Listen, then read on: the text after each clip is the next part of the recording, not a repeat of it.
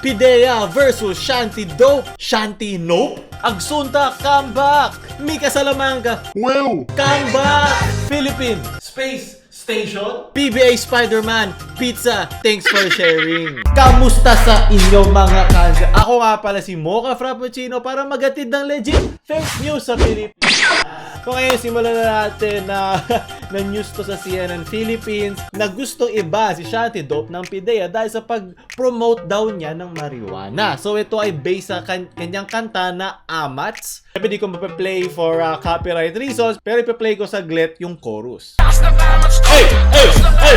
Hey! Siyempre, bago tayo gumawa ng isang argumento, buuin muna natin ang dalawang kampo na naglalabanan. So unahin natin si Pidea since sila ang nag-issue ng iban si Shanty Dope. Siya sabi nila na yung kantang Amats, na pag pinakinggan mo naman ay meron talaga siyang aura ng Huwag subukan. ng nakakahay, na may amats, may tama, walang halong chemical, di ba? Nasa lyrics nga. And sinasabi nila na syempre pag narinig to ng bata, baka isipin nila laro-laro lang yun, ba maingganyo silang subukan, maingganyo silang hanapin. At syempre, delikado yun at pwede ikapahamak yun ng mga batang manonood sa kanila. So last May 20, nag-send ng Director General Aaron Aquino sa Movie and Television Review and Qualification Board, the organisasyon ng Pilipino Mga Awit at ABS-CBN Corporation para naitigil na yung pag-air sa kantang yun. So ngayon sumagot ang kampo ni Mr. Shanty Dope. Sabi niya, nope! Nope, nope, nope, sabi niya.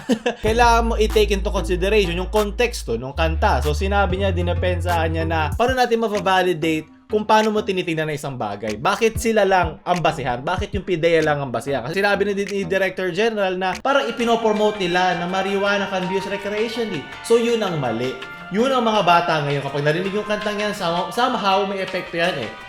Especially siguro yung mga nakagamit na. The more nagagamit sila at yung iba naman magiging curious na most likely they will also use. Epekto how? Like, alam ko ng ang experience ay parang mabigat para sa taong magsasabi no. Pero syempre, so kung gagawin natin tong policy and guidelines, kailangan meron tayong basihan. Kailangan meron tayong guideline, meron tayong mga rules to follow para magagamit natin sa lahat. Kasi mangyari, magiging on this case lang ba? Bakit kay Shanty Dope lang ba? Marami na may ibang gumagawa ng kanta na meron ding kulay at meron ding singuhot ng mga ipinagbabawal na mga bagay-bagay. So bakit siya lang? Tulad ng meme na to, Pidea Amats, Ginat Marijuana. Nasa mismong title na nga, di ba?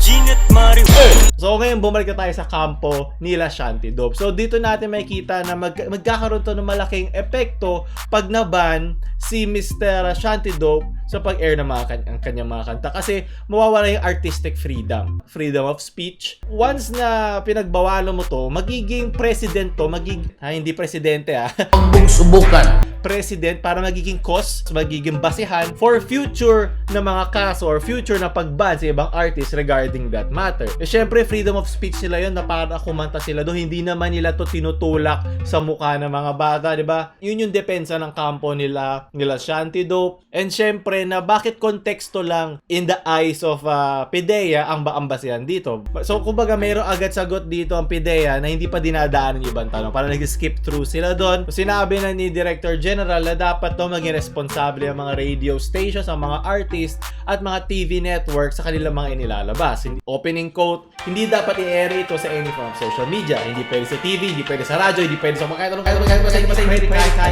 na tinatakil ito ng mga classic artists. Parang isang chapter na naman to ng 1984 ni George Orwell kung saan once sinimulan natin na magbawal ng isa, kailangan meron tayong parang regulation committee na magsasabi sa atin kung ano yung bawal, ano yung sa hindi. Ngayon, bakit sila? Okay, kunyari hindi sa droga. Paano kaya sa violence? Sino magsasabi ko ano ang isang violent na kanta o hindi? Naiintindihan ko yung gusto iparating ng Pidea. Para ipagpatuloy mo yung pag-ban kay Shanty Dope, kailangan mong gumawa ng isang matalinhagang, isang mahabang, isang very extensive na guideline. Kaya nga nasa constitution natin ng freedom of speech. Ang gusto ng mga lawmakers ay kahit ma-offend ka, kahit ma-misinterpret mo, kahit mainis ka, hindi illegal na sabihin mo ang nasa kokote mo. Kasi una, kung hindi masasabi to ng isang tao, hindi malalaman ng mga tao kung paano sila makikitungo sa taong ito. Kunyari, racist ako. Kunyari, kupal ako, kunyari, Homophobe ako. tapos pinagbabawal sa mga airwaves, pinagbabawal sa TV ang pagsabi ng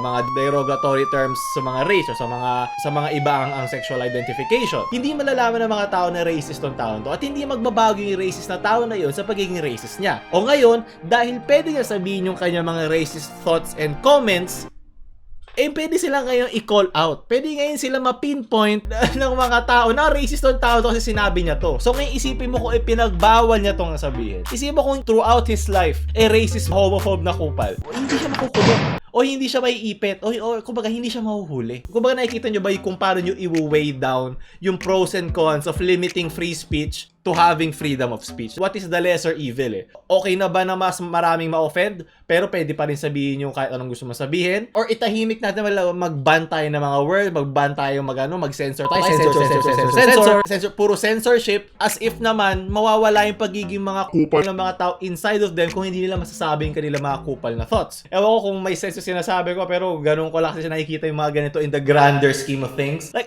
in a micro scale, sa isang maliit na, kaya sa household, sasabihin mo to, yung mga anak nyo, nakikita to, marinig to, baka isipin, okay to, blah, blah, blah. Naiintindihan ko yung threats involved, pero in a grander scheme of things, hindi siya productive at hindi siya makakatulong sa society as a whole. Hindi ako eksperto dito, sabihin na lang kung may mali ako sinasabi. Total opinion ko lang naman to, di ba? Ito na naman tayo. So, ang naisip ko lang dito, kesa i-ban natin yung mga tulad ni Shanty Dope or mga ganong klaseng themes, magkaroon tayo ng limitations on the media that will see them. Tulad, di ba sa YouTube, nagkakaroon ng age restrictions, nade-demonetize yung mga channel. Parang that's a step. That is a more healthier step para siyang compromise between the two parties na, okay, nasasabi ko yung gusto ko, pero sige, lagyan natin onting bawas sa hindi ito makikita ng mga underage or bababawasan yung revenue mo dito.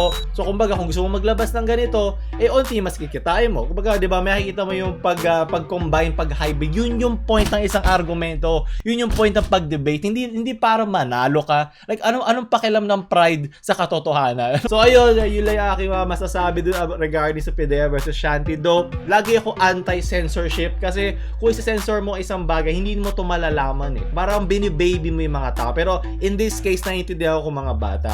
Sana yun nga, kung yung mga magulang, yung mga nanay, mas binibigyan ng oras yung kanilang mga anak na hindi iniiwan sa internet kung saan nagpipipindot or bibigyan sila ng YouTube Kids app, sana hindi to big deal Pero alam niyo sa Pilipinas, diba, mahirap ang buhay, marami nakakaligtaan ng mga responsibilidad, marami nabubuntis sa maaga, bla bla bla, diba? It all starts with bla bla bla. Woo! Diba, para ako may amats din. Lakas ng amat ko! So yun, sunod na balitang yoko ne. Sunod na balitang ina. So speaking of music, nagbalik na ang Agsunta. Huwag mong subukan. So bumalik na kanilang Agsunta song request kung pupunta kayo sa kanilang YouTube channel. Na meron na sila ulit ng mga kanta.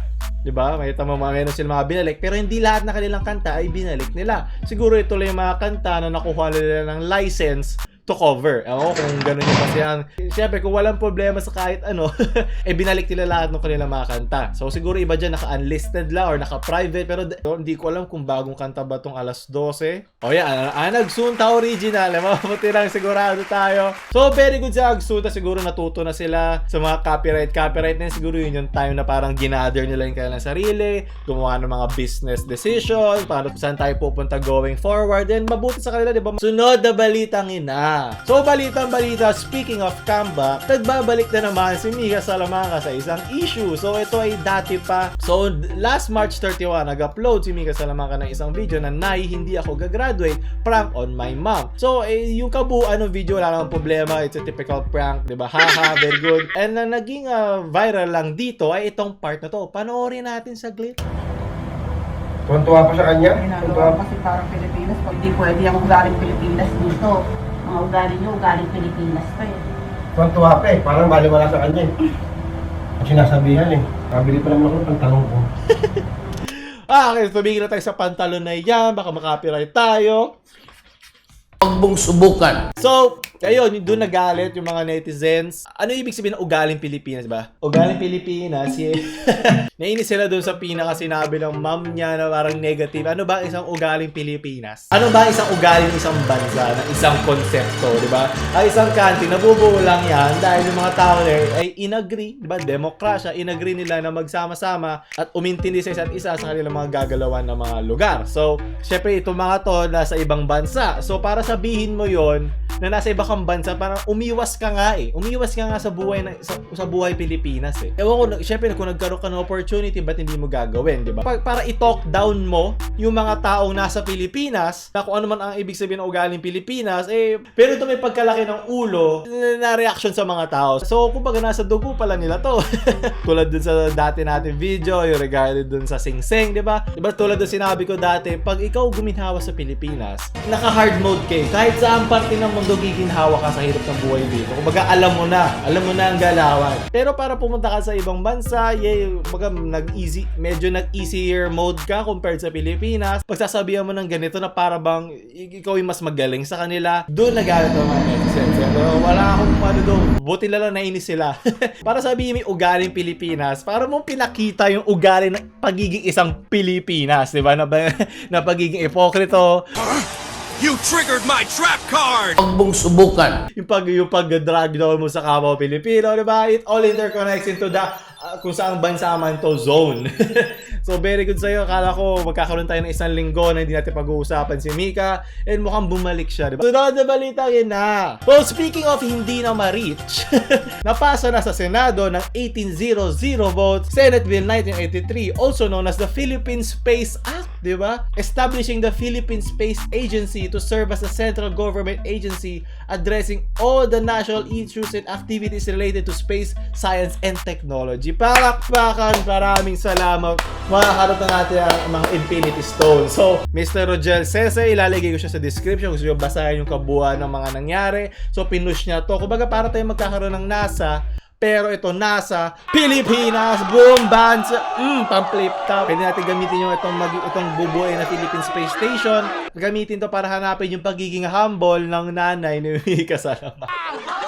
Magiging attached to agency na to sa Office of the President dahil sa funds, cross-cutting application of space and defense. Kumbaga, yung mga makikita natin dito, pwede agad madiretso sa Malacanang na ito yung mga nangyari outside of our space yard, space, parang parking space natin sa space. Nakakatuwa kasi yung mga ganito, kaysa pumunta tayo sa mga ibang bansa para i-train yung mga tao mahilig sa ganito or merong kakayanan regarding space, regarding science, regarding sa mga kung ano-ano pang mga masyadong pang matalino compared sa atin, magkaroon sila na nandito mismo sa ating bansa. Maganda na dito natin nakukultivate sa ating kultura ang pag-increase ng ating kaalaman sa sarili natin lupa at sarili natin mga tao, di ba? Kasi mga ibang puro overseas, di ba? Tulad ni Mother Salamanca, Pwede akong galing Pilipinas dito.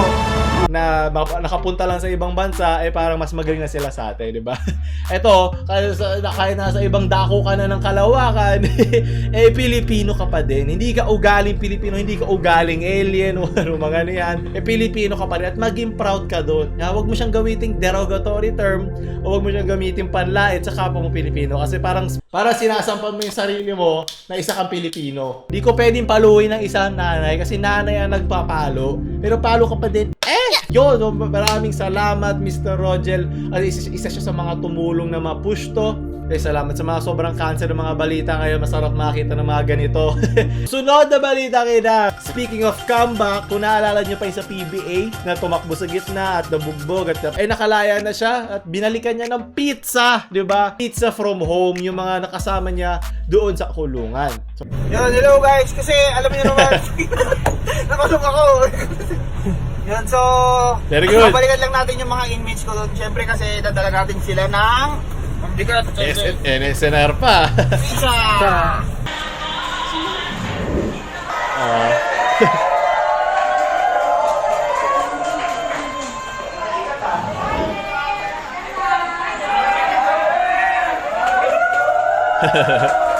Mga kaibigan ko. Parang naging senador sa bigla. ugaling Pilipinas to ugaling presinto. Yung mas may respeto pa yung mga nasa presinto kaysa doon sa mga nasa ibang bansa na upo siyang gala. So, doon tatapos sa ating mga balitang ina. Maraming salamat sa mga nanonood. Ako ulit si Mocha Frappuccino, nag-iisa legit fake news host sa Pilipinas. Huwag tayo like, share sa mga nasa presinto niyong friends. And syempre, huwag mo subscribe. Mocha Frappuccino out.